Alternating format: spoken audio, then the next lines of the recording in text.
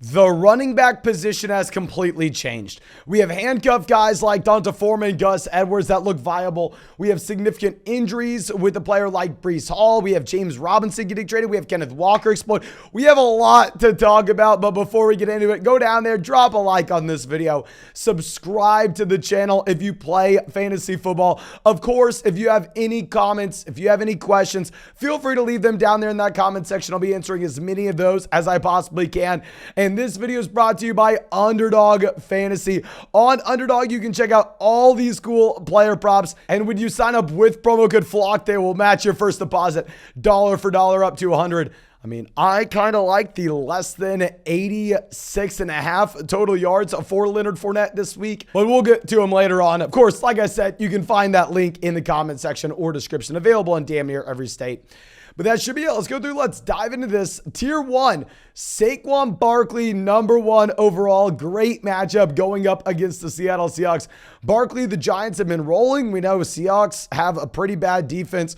Right now, Seattle's actually favored in this game, but it should be a close contest. And honestly, doesn't really matter too much because Barkley can't catch the ball in the backfield. So Barkley's going to crush regardless. Our other player in Tier 1 here is actually going to be Derrick Henry. With Derrick Henry, great matchup going up against the Houston Texans. We just saw what Josh Jacobs did against this Houston Texans defense. I think Tennessee wins the game. I think they're able to run the ball in the second half. I think Houston has a pretty bad defense, so Derrick Henry does have that big play potential. But now dropping down to our next tier, we're going to go Jonathan Taylor at 3 with JT, still an elite level running back you're starting each and every week.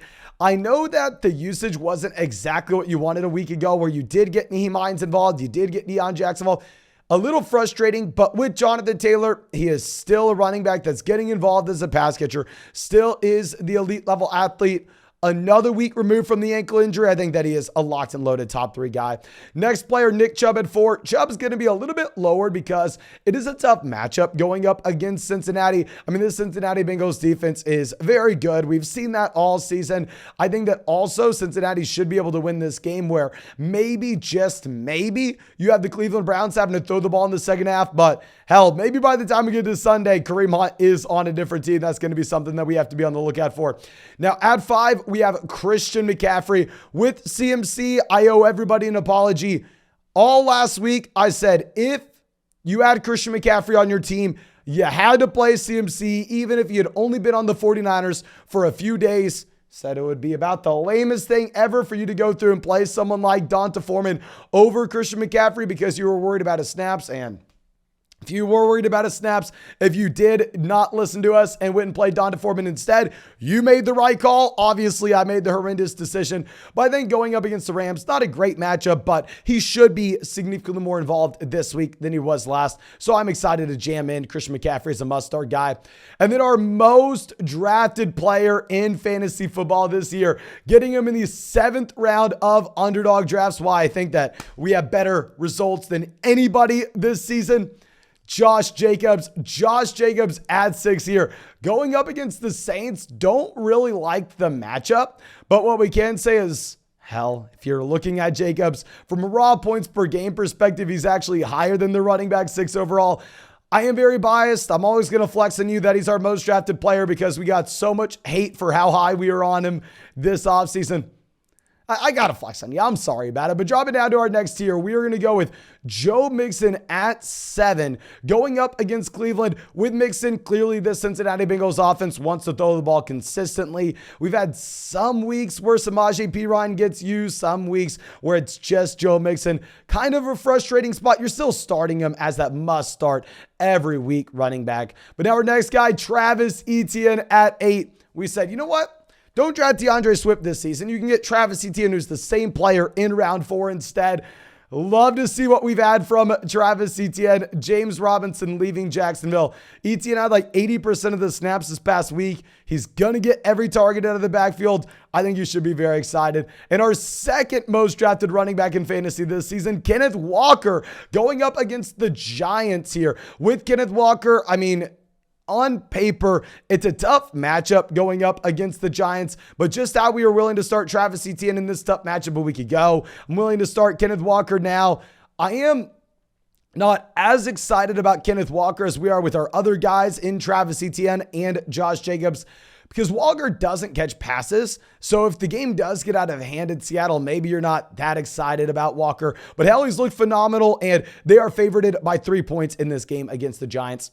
Now our last running back in this tier, Alvin Kamara at 10. Super difficult to rank Alvin Kamara right now. We don't know who the quarterback's going to be. We don't know if you're going to get Michael Thomas. We don't know if we're going to get Jarvis Landry. So Alvin Kamara, if things break right, where MT, Winston, as well as Jarvis are all out, then you would move Kamara to the top of this tier. But I'm worried that something's going to change in this situation. Now, dropping down to our next tier, we're going to have DeAndre Swift at 11. Hell, I mean, I don't really know what to do with DeAndre Swift. This is a running back that I want to believe is the new age Aaron Jones, the new age Alvin Kamara, just like Travis Etienne, going to get every target out of their backfield and have touchdown upside. But he missed the week after the bye when I thought he was going to play. So this is going to be a situation where you have to continue to monitor it throughout the week. Jamal Williams will be a must-start guy if DeAndre Swift misses. I think if Swift plays, you start Swift. If Swift misses, you start Jamal. Now our next guy, Leonard Fournette at 12. Fournette, super concerning usage this past week. Obviously, they got blown out. But still, I mean, you had Rachaad White involved heavily. That's why I think it is an interesting spot to go take the less than 86.5 yards on Leonard Fournette for Thursday night. And like I said, of course, if you want to check out any of those player props like the Leonard Fournette one, go sign up for Underdog. Link in the comment section with promo code FLOCK. But now our next player we are going to be looking at, Dameon Pierce at 13. We've had some people actually asking us if they should go through and sell Dameon Pierce. You know, Dameon Pierce, one of these players I got way wrong. I was sitting here saying, oh, well, Pierce is in a horrendous offense, not catching the ball on third down. I don't want a first and second down running back in a very bad offense this season, so we'll pass on Pierce. We got him way wrong. He had a down week this past week. I would like to tell you, oh, go through, sell. No, in reality, if you liked him a couple weeks ago, you should still like him. Nothing's changed in this situation. You're just going to have some down weeks because it is a very bad Houston Texans offense. Now our last guy, Dalvin Cook at 14. With Dalvin here, people are panicking. I mean, obviously, if you're looking at a raw points per game perspective, Dalvin Cook has not been great. They've been getting Alexander Mattison involved. I will say the raw points per game are going to skew the data here a bit for Dalvin, because we have to remember that Dalvin did leave a game early. So we've had a lot of people asking, oh, should we go through and trade Dalvin Cook for Ramondre Stevenson? Should we trade him for Miles Sanders? Don't panic that much on Dalvin. There are clear red flags, but he's still going to be that low-end RB1, high-end RB2. Now, dropping down to our next tier, we're going to have Aaron Jones at 15. With Aaron Jones, brutal matchup against the Bills. This is your chance to sell high on Aaron Jones. Didn't want to sell him last week because he had a great matchup against Washington. We figured if you waited a week, you could get a little bit more. Right now, the Packers are about 10.5 point dogs going up against the Bills. This Packers team is very, very bad, and this is a very bad matchup.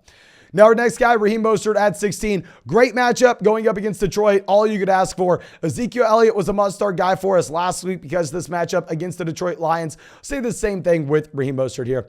Now our last guy in this tier is going to be Ramondre Stevenson at 17.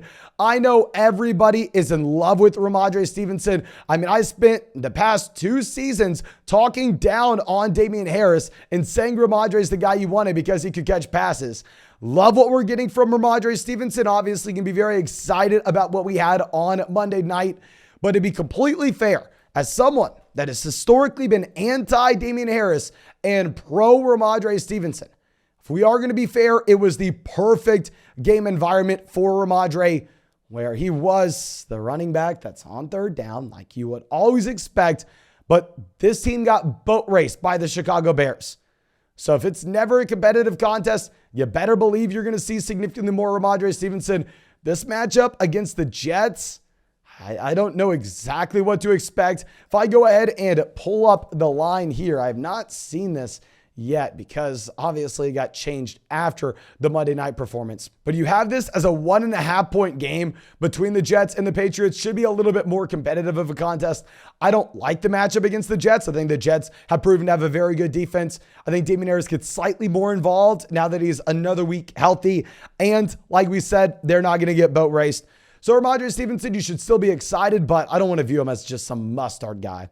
Now our next tier, we're going to have Miles Sanders at 18. Sanders, don't love the matchup going up against Pittsburgh. This is a good defense, but the Eagles are 10.5 point favorites here. Miles Sanders will get somewhat involved as a pass catcher. Miles Sanders, the frustrating thing is why we can't start him as that running back one. It's just because you have Jalen Hurts, Kenneth Gainwell, Boston Scott, so many running backs and quarterbacks here stealing their rushing touchdowns at the goal line, which of course is frustrating. But now our next guy, Darrell Henderson at 19. With Henderson, I think that this Rams offense is going to be better going forward. Now that you get Van Jefferson back on top of this, I think that you have Darrell Henderson as a locked and loaded guy. I mean, I don't even know if Kyron Williams is going to go this week. I'm operating on the assumption that he isn't. Even if he is, I think Kyron Williams and Malcolm Brown are about the same player. So I will be fine starting Darrell Henderson, even if you don't love the matchup against the 49ers, where this is a 1.5 point game between the two teams. Now, dropping down to our next tier, we're going to have Ezekiel Elliott at 20. So you had Tony Pollard playing more snaps than Zeke this past week. I think that in the long term, Ezekiel Elliott will 100% be a player that we are looking to sell. However, in the short term here, it is going to be difficult to go through and say, oh, okay, well, let's sell Ezekiel Elliott this week, because he is going up against Chicago. It's a great matchup. Very similar to what we said with the Detroit Lions matchup a week ago. I think he is someone that you have to play. Now our next guy, Najee Harris at 21. Hate this spot going up against the Philadelphia Eagles. I think you avoid Najee at all costs. I mean, they're 11-point dogs, 10.5-point dogs, depending on the sports book that you're looking at. Najee will get some involvement as a pass catcher, but it is scary. Now going down to our next guy, James Conner, 22. With Conner, his first week back in, not going to be too excited to play him because this is a rib injury. Maybe they limit him. Maybe you see a little bit more Eno Benjamin. Matchup against Minnesota is kind of whatever. With Conner, he was getting involved as a pass catcher before the injury. But I don't know. I mean, I think that you just have to hope that DeAndre Hopkins does save this Arizona Cardinals offense. Now, dropping down to our next tier, we're going to go Devin Singletary at 23. Singletary, top five in the NFL in snaps played so far this season. So you would assume, oh, you're top 5 in the NFL in snaps played. You're in the best offense in the NFL. What, are you a top 5 running back? I mean, worst case scenario, top 10. No, he's still been a consistently low-end RB2. You have Josh Allen vulturing any touchdown at the goal line. I mean, it makes sense to. If you are the Bills coaching staff and you have Josh Allen at quarterback, you're on the 3-yard line.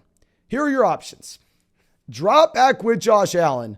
Let him read the defense. See if he can find Stephon Diggs. See if he can find Gabe Davis. And if he can't, who the hell cares? He's probably a better rusher than Devin Singletary himself. He can run it in. So Singletary, even though he's playing in that elite level offense, just has not scored touchdowns. Coming out of the bye, I think maybe they get James Cook a little bit more involved. But now our next guy, David Montgomery at 24. Very tough matchup going up against the Dallas Cowboys. The spread on this game's 9.5 points. You had Khalil Herbert getting involved this past week. Obviously, it's difficult to take too much away from that game, however, just given the fact that it was just a one-sided contest. Now our next guy in that same game, Tony Pollard at 25. With Pollard, I mean, great matchup going up against Chicago, where Dallas should be looking to run the ball in the second half.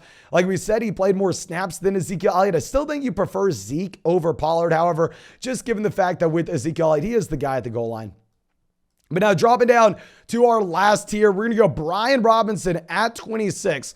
While Robinson has been someone that we've been looking to avoid over the past 2 weeks in our starting lineup, I will say it looks like it's getting a little bit better. I still think you should go through and sell him high. I still think that he is a player that we're rooting for. I want him to do well. I want him to prove us wrong.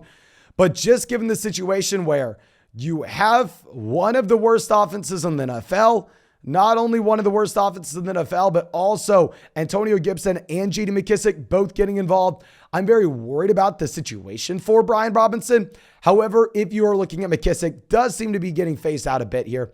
Now, Melvin Gordon, our next guy, 27. With Gordon, hard to start him if it's a 3-man running back by committee. Now, it looks like Mike Boone may be dealing with an injury, so if Boone misses, then all of a sudden Gordon's going to be a little bit more appealing. The matchup against Jacksonville is kind of whatever. I don't know. I'm just worried given the fact that this is a committee and a very bad offense. Now, our next situation, we have Michael Carter, 28. Tough matchup against the Patriots. I know the Patriots defense did not look good Monday night against Chicago, where I expected them to stomp Justin Fields and the Chicago Bears. Clearly, I was very wrong on that.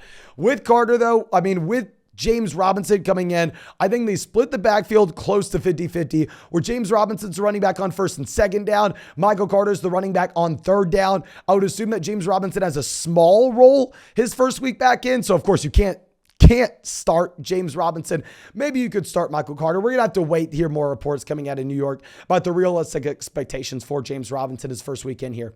Now, our next guy, we're going to have Gus Edwards. With Gus Edwards, yes, phenomenal this past week, but he's going up against the Tampa Bay Buccaneers, who do have a very good rushing defense. I know they just gave up a lot of points to Donta Foreman and Chuba Hubbard. Still, I think it's a bad spot for Edwards. He's never going to catch a ball out of the backfield. He was in a 3-man running back by committee this past week with Justice Hill as well as Kenyon Drake. And I think it is a very tough matchup going up against Tampa. But now our last guy, Donta Foreman here at 30. Actually, I'm sorry. Let's not put Foreman here at 30. If we're looking at this matchup against the Falcons, where the Falcons are only favored by about 4.5 points, guess it is a very good spot for Donta Foreman if you're ever going to get excited about starting him. So we'll move him up to 26. It is a good spot. Chuba Hubbard, I'm thinking, is going to play. Obviously, if Hubbard were to miss, then you do dramatically move up Donta Foreman. The issue is he's not going to be a great pass catcher. It's going to be possibly the worst offense in the NFL, a game that I want pretty much nothing to do with. Hook 'em horns. I'm rooting for our guy. I don't want to get that excited, though. And now, I think that should be it. Of course, if you have any questions, feel free to go down there, drop them in the comment section. Drop a like if you enjoyed the video. Subscribe to the channel if you play fantasy football. And of course, go check out these player props on Underdog Fantasy. Get into a draft with us on the live stream on Underdog Fantasy. You can find the link in the description. You can find the link in the comment section. When you sign up and use promo code FLOCK, they will match your first deposit dollar for dollar up to 100. My favorite line is the Leonard Fournette less than 86.5 receiving yards for this Thursday night game. But thank you again. I appreciate you. Hope you have a great day and hope we get to see you in the live stream tonight.